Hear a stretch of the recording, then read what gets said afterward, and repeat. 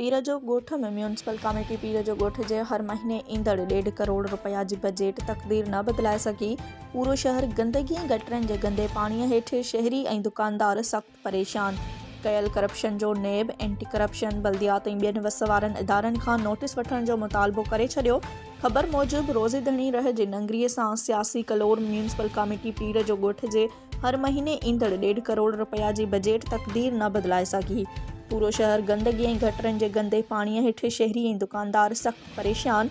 उन सिलसिले में सियासी समाजी शहरी दुकानदारनि lawyer forum advocate Syed Abubakar Shah Rashidi, Shams Lark, Abdul Hai Lakho, Bilawal Memon, Parvez Memon ऐं ॿियनि उर्दू सिंधी मीडिया ग्रुप सां ॻाल्हाईंदे चयो त ही शहर बुज़ुर्ग रोज़ेदणी रह जे नंगरीअ सां सियासी कलोर कंदे म्यूनिसिपल कमेटी पीर जो ॻोठ जे हर ईंदड़ 1.5 करोड़ रुपया एॾी वॾी ख़तीर रक़म कंहिंजे जेब में पई वञे, जॾहिं त पघारनि जे मुद में 60 लख रुपया वञनि था। बाक़ी एॾी वॾी रक़म किथे ख़र्च कई पई वञे।